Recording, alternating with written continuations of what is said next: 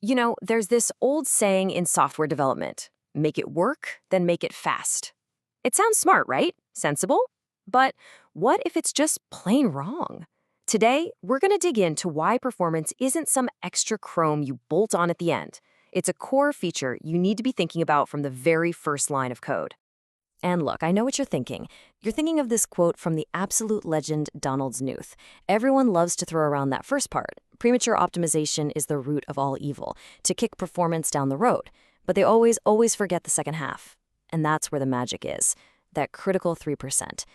This whole explainer is about finding that 3% and making it count. So here's our game plan. First, we're going to bust the big myth around optimization. Then we'll talk about how to think fast before you even start coding. We'll get into 3 super practical habits for fast code, look at some real-world proof, and then wrap up with why all of this is a huge payoff for you. All right, section 1, the optimization myth. Let's just rip the Band-Aid off. This whole idea that you can just sprinkle some performance dust on your code later, it's a trap. And it's a trap that almost never works out the way you hope. Knut said it best right here. Imagine telling a mechanical engineer that a 12% boost in fuel efficiency is marginal. They'd laugh you out of the room. That's a massive win. But in software, for some reason, we're taught to dismiss these kinds of gains. These aren't just marginal tweaks. They're the bedrock of a well-engineered system. So what actually happens when we say, we'll fix it later? Well, you get what's called a flat profile, which is basically death by 1,000 cuts. Everything is just a little bit slow, so there's no single big, obvious problem to fix. And hey, if you write a library, your users are now stuck with your slow code. Good luck to them. Then, once the system is live and has tons of users, trying to change its core architecture is like performing open-heart surgery on a marathon runner mid-race. It's risky. So what happens? We just throw more money at it, spin up more servers, and hope for the best. Okay, so this leads us to a completely different way of thinking. Instead of reacting to problems, we're going to get ahead of them. This section is all about building up your performance intuition, your spidey sense for what's going to be fast and what's going to be slow. And you know what the best tool for that is? It's not some fancy profiler. It's just simple, rough math you can do on a napkin.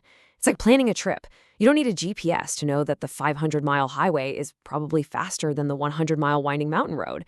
A quick back-of-the-envelope calculation lets you compare 2 approaches and throw out the obviously bad ones before you've wasted any time coding them.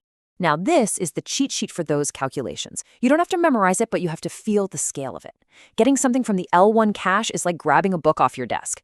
Getting it from main memory? That's like walking to a bookshelf across the room. It's 100 times slower. A round trip in a data center is like driving across town, and a disk seek, that's like flying to another country. Understanding these massive jumps in cost is the secret to good performance intuition. Let's put this into practice. Say we need to quicksort 1 billion numbers. Our first guess might be that it's all about how fast we can read and write to memory. But when we do a quick estimate, wow, the memory cost is maybe 7.5 seconds. But the cost of the CPU guessing wrong about our code's next move, branch misprediction, is about 75 seconds. It's 10 times more expensive. Our quick napkin math just told us exactly where the real bottleneck is. Okay, so we've got the mindset. Now let's get into the action. Section 3 is all about your high-impact toolkit. These are 3 habits you can build that will make your code faster, almost automatically. Habit number 1, and this is the big one, algorithmic improvements. This is where you find those absolutely mind-blowing 10x, 100x, even 1000x speedups.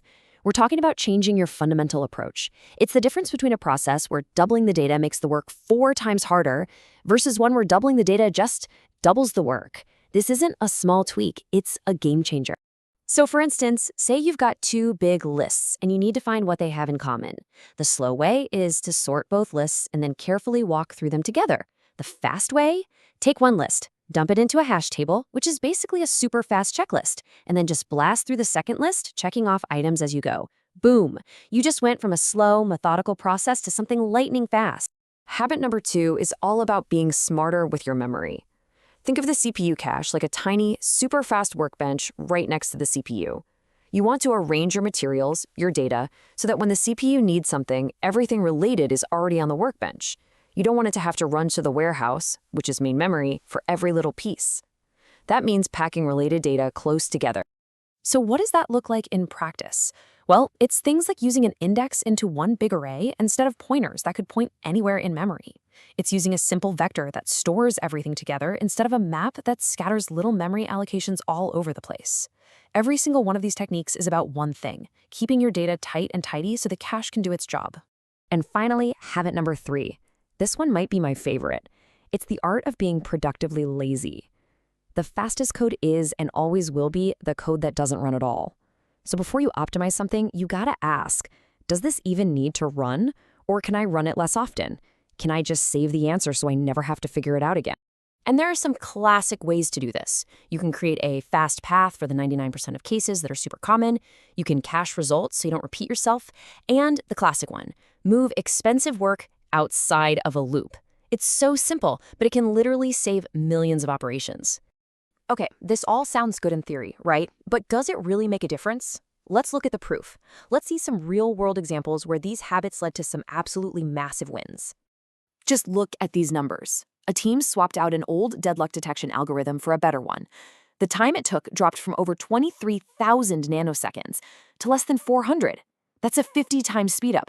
And here's the kicker. The new, faster algorithm was also safer and ended up finding bugs the old one missed. So it was faster and better. That's a huge win. But it's not always about swapping out a whole algorithm. This is amazing. A 7.5% CPU reduction across Google's entire web server fleet came from a single line of code change. Turns out, some code was pre-allocating 200 of something when it almost always only needed 10. A developer changed that one number. That tiny local optimization saved a mind-boggling amount of CPU power at Google scale. All right, let's bring this all home for our last section. What's the real payoff here? Why should you make speed a habit? It's really simple. When you treat performance as a core feature, you just build better software, period.